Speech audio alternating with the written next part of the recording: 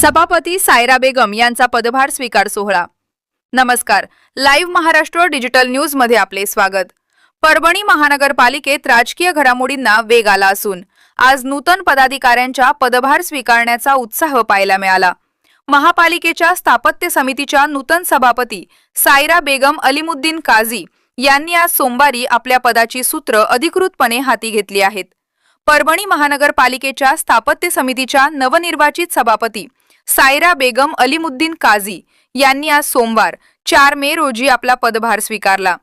यावेळी परभणीचे महापौर सय्यद इक्बाल आणि उपमहापौर गणेश देशमुख यांच्या हस्ते नूतन सभापतींचा विशेष सत्कार करण्यात आला।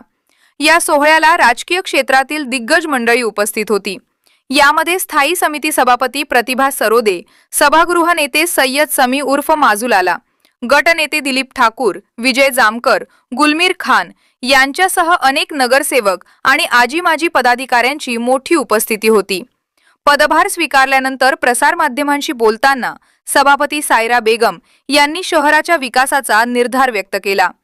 त्या म्हणाल्या की शहरातील भूमिगत गटार योजनेची निविदा प्रक्रिया अंतिम टप्प्यात असून लवकरच ती मार्गी लावली जाईल।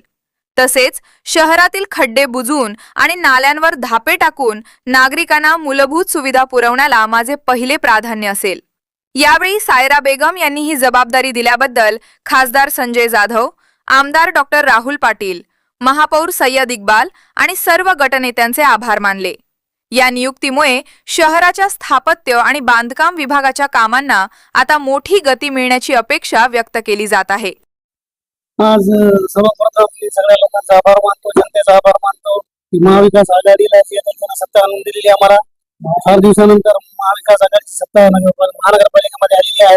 आता पुढील जी योजना आहे, आता 3 वर्ष झाले प्रशासक होता, प्रशासकाच्या काळामध्ये संपूर्ण काम हे खरं खोळंबलेलं होतं। आता खासदार साहेब आहेत, आमदार साहेब आहेत, आमचे महापौर आहे, उपमहापौर आहे, सगळे गटनेते आहेत, स्थायी समितीचे सभापती आहेत, सगळे विशेष समितीचे सभापती, सगळे मिळून प्रयत्न करून की परभणी शहराला स्वच्छ व सुंदर कसे करता येईल याच्यावर आम्ही काम करतो।